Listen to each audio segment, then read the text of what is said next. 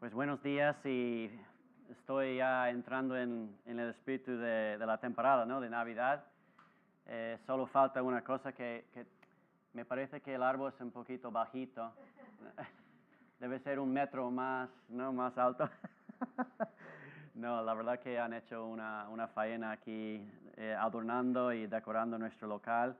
Estamos muy agradecidos y nos ayuda, ¿no? A entrar en lo que es esta temporada de la Navidad, celebrando el nacimiento de nuestro Salvador. Y hoy seguimos en el libro de Génesis, es la serie de mensajes que tenemos sobre la vida de José, que tiene este título que se ve en la pantalla, Sueños Rotos. Y os acordáis que desde el principio de la historia, en capítulo 37, José sufrió mucha injusticia y dolor, primero por parte de sus hermanos, que lo vendieron a la esclavitud. Segundo, por parte de la esposa de Potifar, que intentó seducirlo y luego lo acusó fácilmente. Y tercero, por el copero de la cárcel, que después de haber sido ayudado, se olvida completamente de José. O sea que una lista de cosas: abuso fraternal, acoso sexual, mentira, traición, olvido. Vaya vida está viviendo nuestro protagonista. Pero luego todo comienza a girar en capítulo 41, cuando José es seleccionado por el rey para dar una interpretación divina de sus sueños. Y por eso asciende sorprendentemente a la mano derecha del faraón. Y todo eso es algo maravilloso, increíble, pero quiero decir una cosa, que eso no quita el dolor de su pasado. A pesar de su nueva vida, su nueva posesión de influencia, de incluso medios y economía, José tiene que vivir el día a día con sus recuerdos, con la memoria del odio y traición de sus hermanos y el resultante sufrimiento. Y quiero decir, comenzando en esta mañana, que es lo mismo con nosotros. Bueno, espero que nunca hayas experimentado una traición familiar tan fuerte como experimentó José, pero todos nosotros, si somos honestos, sinceros, hemos experimentado cosas dolorosas en la vida. Tenemos pasados con cicatrices, dificultades no resueltas, tal vez con padres o con hijos o amigos que te han tratado mal o te han traicionado en el instituto, o relaciones o recuerdos complicados con ex cónyuges. Bueno, sea lo que sea, tenemos todos recuerdos dolorosos que acechan nuestros sueños. Y por muy bien que puedas estar en la vida ahora mismo, en el día de hoy, nunca están muy lejos estos recuerdos en nuestras mentes y corazones. Si no fuese así, no tendríamos una industria multimillonaria de psicólogos, ¿no? Que pueden ser de mucha ayuda. Entonces, hasta capítulo 41 quedamos con esta pregunta: ¿cómo será resuelta la situación de José con su familia o no? ¿O José irá a la tumba con esta espina clavada? ¿Habrá una solución? Y de repente todo da un giro sorprendente en capítulo 42, que vimos hace un par de semanas, porque un día los hermanos de José se presentan en Egipto, en la corte de Faraón, necesitados de comida por la hambruna. ¿Y a quién son enviados? Son enviados a José, que es el administrador del Faraón. Y de repente José se enfrenta inesperadamente cara a cara con sus hermanos, que están en un lugar de desesperación y necesidad, y en cumplimiento de su sueño original, los hermanos se inclinan delante de él sin reconocer quién es. Bueno, han pasado 20 años. José se viste como un egipcio, habla como un egipcio, tiene hasta un nombre egipcio que le fue dado y se comunica con ellos a través de un intérprete y solo él sabe la situación, ¿verdad? Pero los hermanos no. Y la tensión dramática de esta historia es increíble. ¿Qué pasará? ¿Será revelado su identidad o no? Y bueno, lo que sigue en los capítulos 42 a 44 que hemos visto, realmente es una serie de confusa, de pruebas a las que José somete a sus hermanos, y no estamos seguros exactamente lo que José está haciendo, o pensando, o sintiendo, y de hecho me hace preguntar, ¿José va a vengarse contra sus hermanos? Todas esas pruebas que está dando a sus hermanos es para castigarlos. Y bueno, finalmente la semana pasada llegamos a una sorpresa en capítulo 44. Al final de este capítulo, Judá, quien fue el hermano que sugirió que José fuera vendido como esclavo, Judá, este mismo hermano que había vivido una vida de plena rebelión y pecado, este mismo hermano Judá es ahora, por la gracia de Dios, el hermano que se ofrece como esclavo en lugar de su hermano menor, Benjamín. Entonces, preguntamos, ¿cómo va a reaccionar José? Y hermanos, lo que sucede a continuación es una de las escenas más conmovedoras de la Biblia, inolvidable y llena de emoción. Entonces, si tienes una Biblia, puedes abrir a Génesis capítulo 44, que vamos a poner los versículos también en la pantalla. Génesis capítulo 44, vamos a leer los primeros 15 versículos. Dice así la palabra de Dios. José ya no pudo controlarse delante de sus servidores, así que ordenó que salgan todos de mi presencia, y ninguno de ellos quedó con él. Cuando se dio a conocer a sus hermanos, comenzó a llorar, tan fuerte que los egipcios se enteraron, y la noticia llegó hasta la casa del faraón. Yo soy José, les declaró a sus hermanos. ¿Vive todavía mi padre? Pero ellos estaban tan pasmados que no atinaban a contestarle. No obstante, José insistió, acercaos.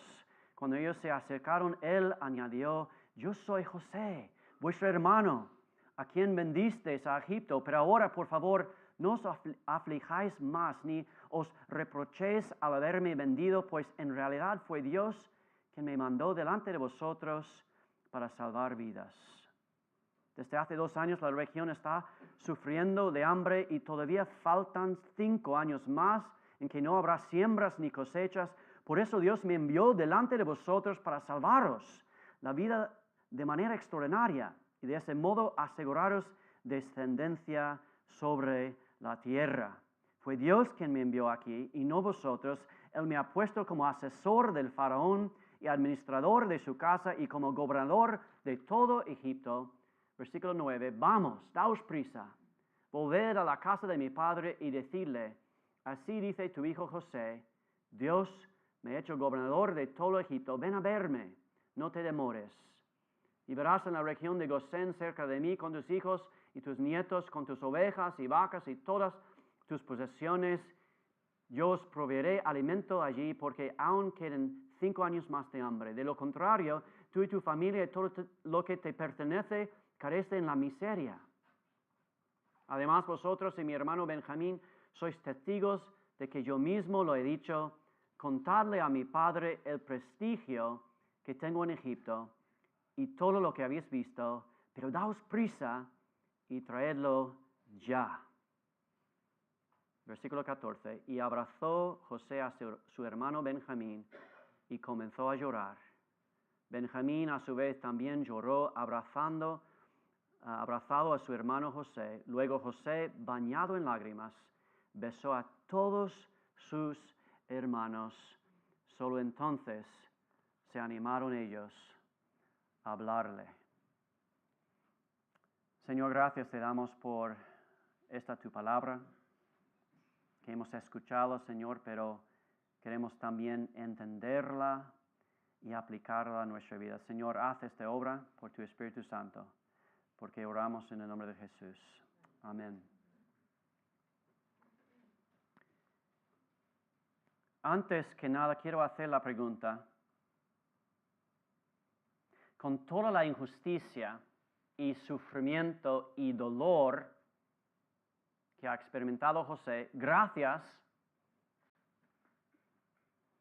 a sus hermanos por haber sido vendido como esclavo por ellos, y ahora que José se encuentra en una posición de poder absoluto sobre sus hermanos, ¿qué esperamos? Humanamente hablando, ¿qué debemos esperar de José? ¿Cuál sería la reacción natural de José ante esta situación? Recordamos que han pasado 20 años separado de su familia de origen, 20 años separado de su tierra, de sus padres, 20 años de vivir en una tierra extranjera en contra de su voluntad, 20 años de sufrir tanto física como psicológica. ¿Qué esperamos? En primer lugar, esperamos que la reacción humana de José hubiera sido un deseo de exponer su pecado, avergonzar a sus hermanos por el malo que hicieron. Si yo fuese José, pensaría que la gente debe saber el mal que ellos cometieron contra mí. Esta maldad que ellos, por cierto, han estado ocultando durante 20 años. Eso sí, necesita salir a la luz. En segundo lugar, esperamos que José hubiera sido enojado con ellos. Aquí están, 20 años después, viviendo sus vidas sin ningún problema, mientras yo he sufrido. No 20 días, 20 años de injusticia, de dolor. Tengo derecho de ser enojado.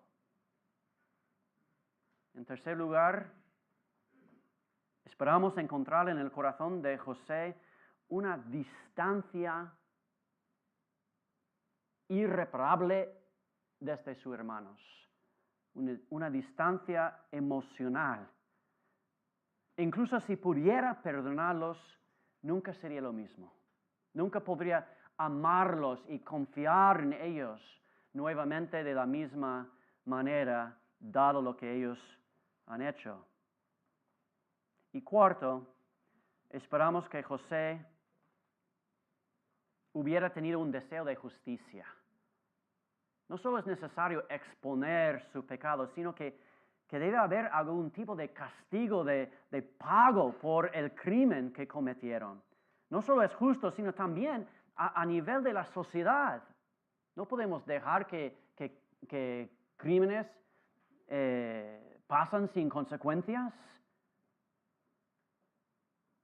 Así que yo creo que estas serían las reacciones humanas, naturales y esperadas. Y todo esto es lo que yo esperaría encontrar en el corazón y mente de José. Pero, hermanos, ¿qué nos muestra la Biblia? Y en estos versículos lo que vemos es, con la revelación del corazón de José, es el segundo milagro de transformación personal en esta historia. El primero era la transformación de Judá, ¿no? De un vendedor, de uno de sus propios hermanos como esclavo, transformado a ofrecerse como esclavo por su hermano. De hecho, es precisamente este milagro de la gracia en la vida de Judá, en los versículos finales de 44, que conduce al segundo milagro de la gracia en principio de este capítulo. Y como dije antes, no sabíamos ¿Qué estaba sucediendo en el corazón de José hasta este punto en la historia? Los datos son confusos, sus acciones no son claras. Y tal vez es eso precisamente lo que estaba sucediendo en su corazón. Tal vez dentro de su propio corazón había una lucha de emociones, de pensamientos, de dudas. Yo creo que es probable que todas las reacciones que hemos nombrado estuvieron ahí en el corazón de José. Un deseo de avergonzar a sus hermanos, un enojo profundo, un distanciamiento de relación, un deseo de ver la justicia. Pero si es así, al mismo tiempo la gracia de Dios estaba obrando en su corazón y con la confesión de su hermana Judá, el traidor, su disposición de ofrecerse como esclavo en lugar de su hermanito Benjamín, el hermano de sangre de José, la gracia de Dios rompe el corazón de José y ya no puede contenerse. Dice en versículo 1, ya no pudo controlarse. Entonces ahora la gran pregunta, ¿qué será revelado de José? ¿Qué va a hacer? ¿Qué va a decir José? Y la respuesta es impactante. ¿Qué se revela en el corazón de José? Humanamente hablando, esperamos un deseo de avergonzar a sus hermanos por su pecado, pero en lugar de avergonzar a sus hermanos, de exponerlos en público, de dar a conocer su crimen en la presencia de testigos, ¿qué es la primera cosa que hace José? Es dimitir al público.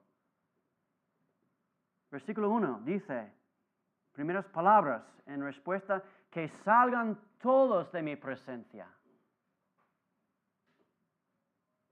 En lugar de avergonzarlos y exponer su crimen ante todos, José quiere tratarlos con dignidad, con bondad,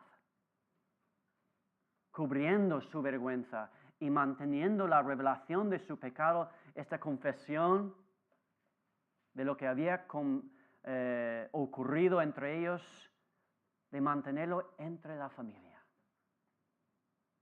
Por eso dice, salgan todos de mi presencia. ¿Qué se revela en el corazón de José? Humanamente hablando, esperamos palabras duras de enojo, pero en cambio encontramos lágrimas, tiernas, palabras de cariño. La segunda parte del versículo 1, cuando se dio a conocer a sus hermanos, comenzó a llorar. Yo soy José, versículo 3, ¿vive todavía mi padre? José no llora de enojo, sino de amor, con un corazón tierno y abierto hacia sus hermanos. ¿Qué se revela en el corazón de José? Humanamente hablando, esperamos un distanciamiento emocional que nunca va a ser posible rectificar, reparar, pero en cambio encontramos en José un fuerte deseo de acercarse a sus hermanos. Versículo 3, la segunda parte. Ellos estaban tan pasmados que no atinaban a contestarle. No obstante, José insistió, acercaos.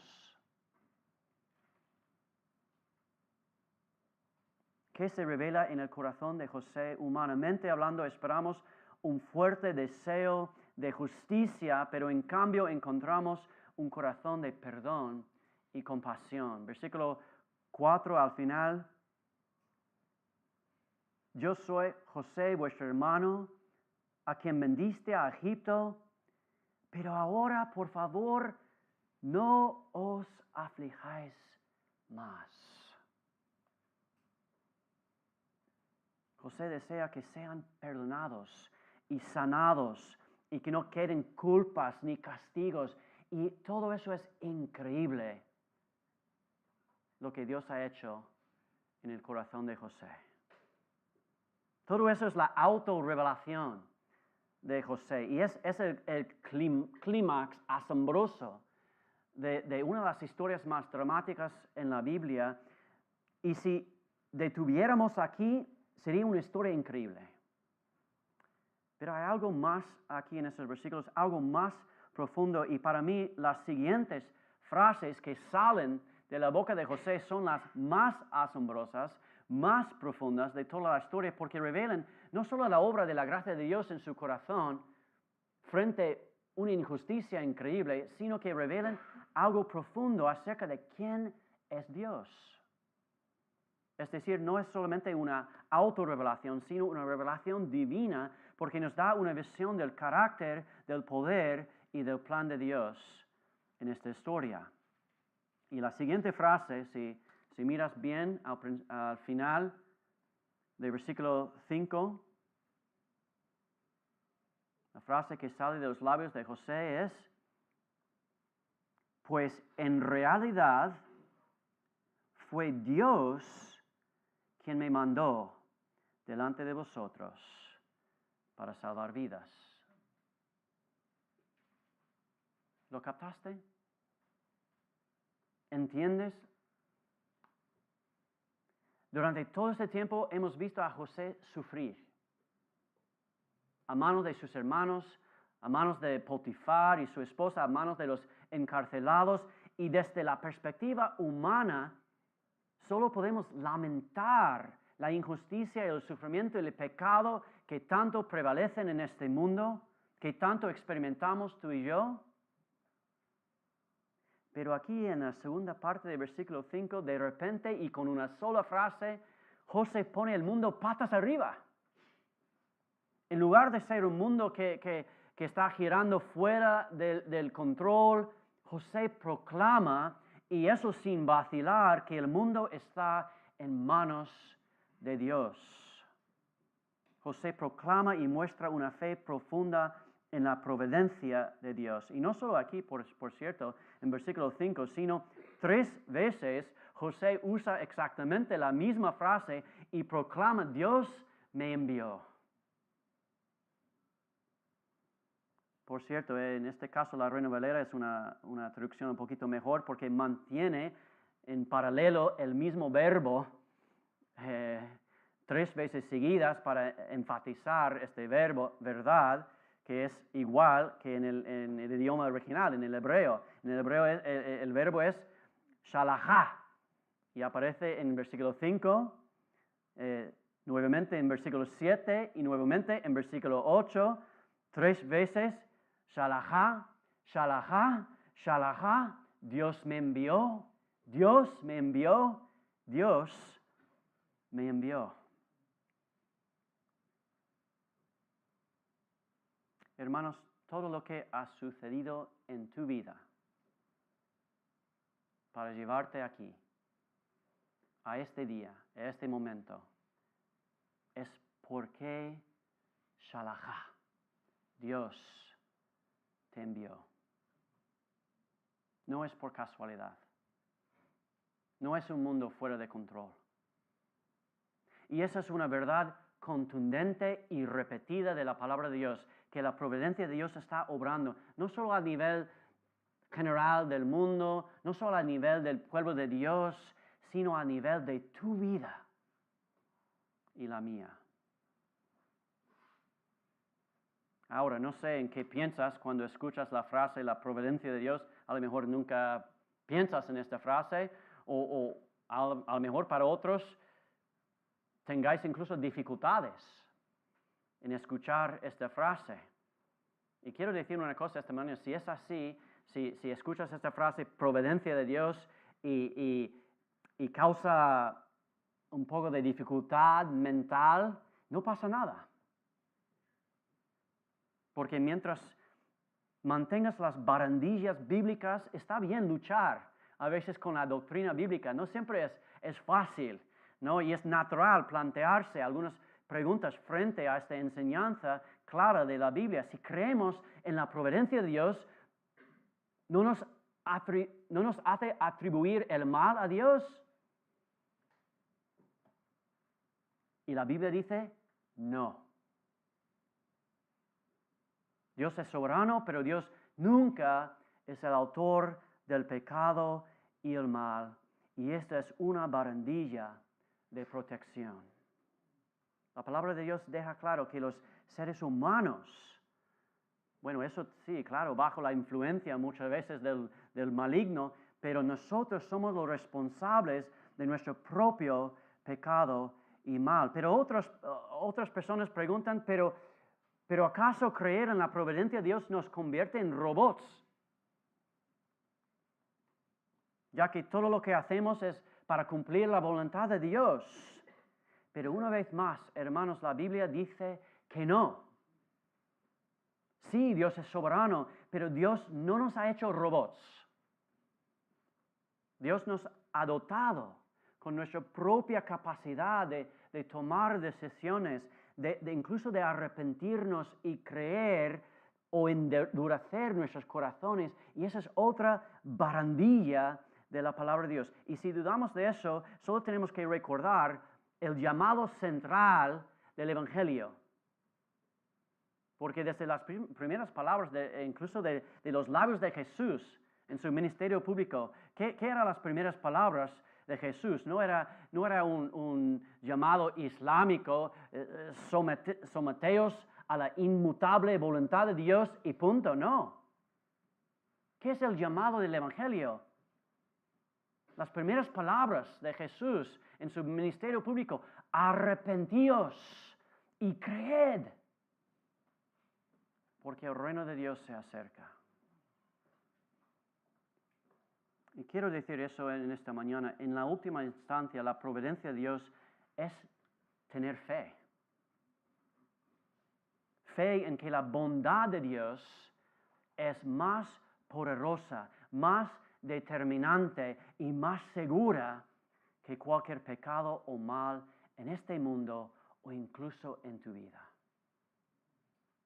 Es confiar en que la bondad de Dios va a triunfar sobre todo el mal. No solo en un sentido teórico al final de los tiempos, sino aquí y ahora mismo en tu vida y en medio de tus pecados y tus luchas y tus cicatrices. Y yo sé que hay algunos de vosotros que estáis sentados aquí escuchando sobre la providencia de Dios, la soberanía de Dios, y veo algunas cabezas, ¿no?, de arriba abajo diciendo en tu corazón: sí, predícalo, Aarón. Sí, soy reformado de teología. Yo soy verdaderamente bíblico en mi pensamiento. Eso es lo que la gente de esa iglesia necesita escuchar para corregir todos esos errores arminianos. Ojo, si eso es el caso, creo que este pasaje tiene algo desafiante para ti también. Porque si hay algo claro en la revelación de José, es que la providencia de Dios para él no es una teoría, no es solamente una doctrina, y ciertamente no es algo que le haga orgulloso. Y dos cosas quiero llamaros la atención. En primer lugar, la fe de José en la providencia de Dios lo hace agradecido. En todas sus palabras con sus hermanos, desde este capítulo hasta final del libro de Génesis, vemos que la providencia de Dios, su confianza en el poder y soberanía de Dios, lleva a José a estar agradecido. No solamente para las cosas buenas de su vida, pero para toda su vida. Todas las cosas que han ocurrido en su vida, las buenas, las malas. No está amargado. No está enojado por su pasado. No, está agradecido de que la mano de Dios lo haya estado guiando todo el tiempo y en todas las circunstancias de su vida.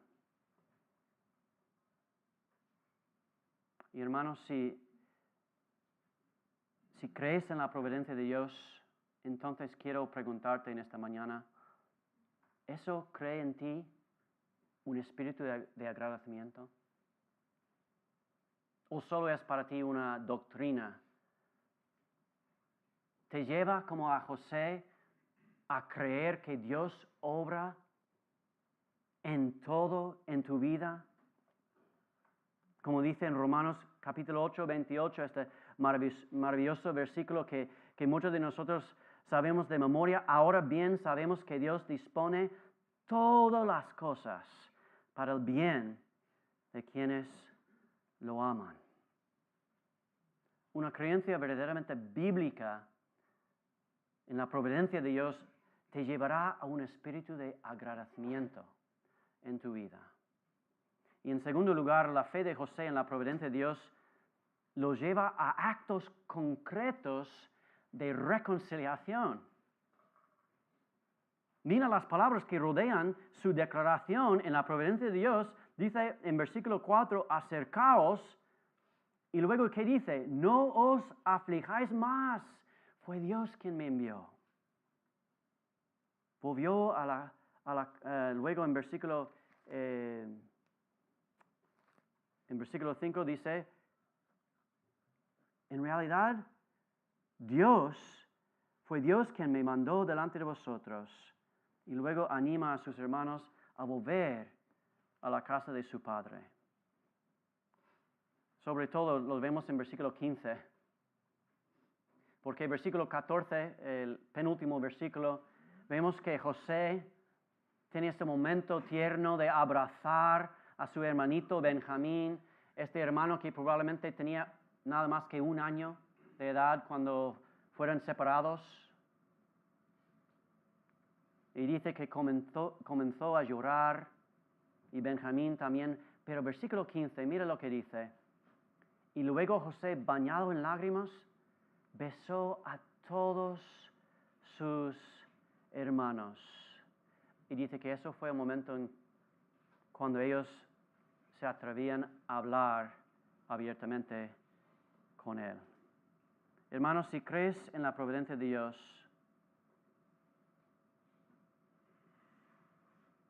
¿eso te lleva a perdonar y reconciliarte con los demás? ¿O es solo una doctrina? ¿Os da la capacidad, como José, de mirar las faltas y los pecados incluso de los demás?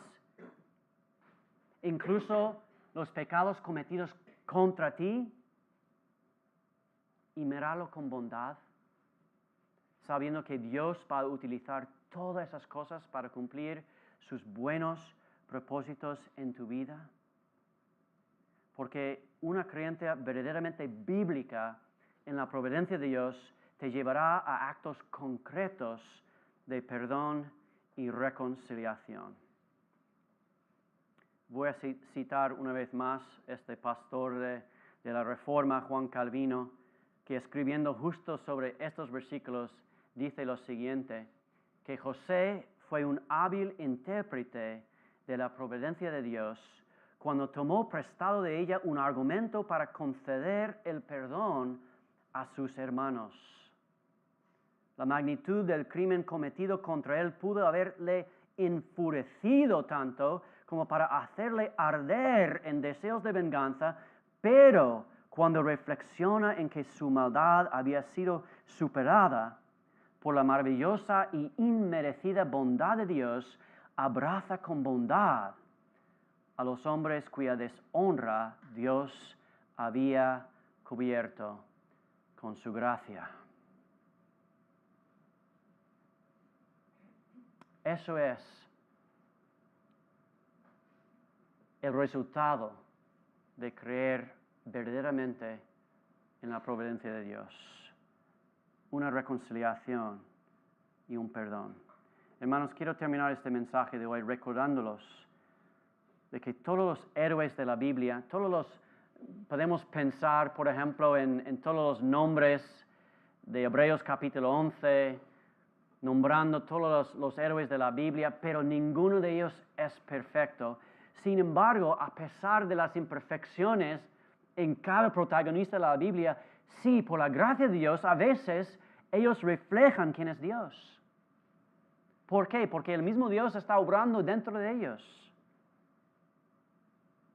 Y en este capítulo culminante de esta historia de José, el capítulo 45, en este momento más crucial de la historia de José, vemos a Dios. Porque José en este capítulo es una sombra de Cristo. Este Mesías, cuyo nacimiento no va a ocurrir para 1600 años más. Este Mesías que vamos a celebrar durante las Navidades ya estaba obrando en el pueblo de Dios. Y José es evidencia de eso. Y quiero decir eso. Solo hay una persona en la historia del mundo que tiene el derecho, todo el derecho de exponer nuestro pecado, incluso de avergonzarnos como nosotros merece. Hay una sola persona en la historia que tiene todo el derecho de estar enojado por nuestra traición,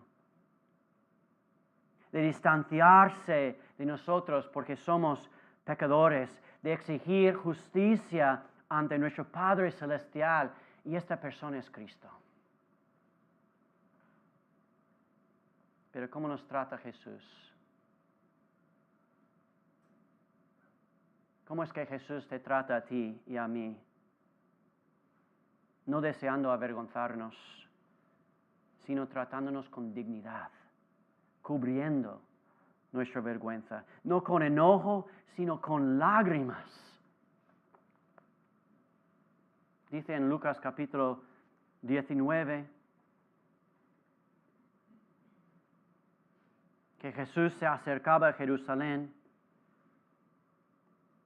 y vio la ciudad y el pueblo allí dentro, muchos de ellos que no creían en Él, que no seguían los caminos de Dios. Y dice, Jesús vio la ciudad y lloró por ella. Y dijo, cómo quisiera que hoy supieras lo que te puede traer paz. Jesús no se distancia de nosotros como merecemos, sino que Él dice, acercaos. Y Jesús no exige justicia por nuestras acciones, sino con compasión nos invita a ser reconciliados con Dios. Porque la justicia tomó Jesús. Entonces, hermanos, en esta celebración del nacimiento de Jesús, en esta Navidad, cuando recordamos quién es nuestro Rey, este Rey tan humilde, este Rey tan compasivo, pues quiero animaros a que confíes una vez más en la providencia de Dios, que a través de Cristo la bondad triunfará sobre cualquier tragedia, cualquier pecado, cualquier fallo, cualquier dificultad, cualquier sufrimiento, cualquier dolor en tu vida. Creed en la buena noticia. Padre, gracias te damos por estas historias tan poderosas, tan reales de tu palabra, que nos hace recordar de que en Cristo, Señor, tenemos un Salvador tan perfecto. Gracias, Señor, por ser un Dios que no deja a este mundo girar fuera de control, pero que tú tienes este mundo en tus manos, Señor. Y no solo este mundo, pero nuestras vidas también. Padre Santo, cuando levantan estas dudas, cuando levantan incluso recuerdos dolorosos, Señor, pedimos que tu Espíritu Santo nos hace recordar quién eres tú, Señor. Si dudamos, que podamos ver la cara de nuestro Salvador Jesús, ver su amor infinito, Señor, ver su disposición de acercarse a nosotros cuando no lo merecemos, Señor. Gracias, Padre, te damos y oramos todo en su nombre. Amén.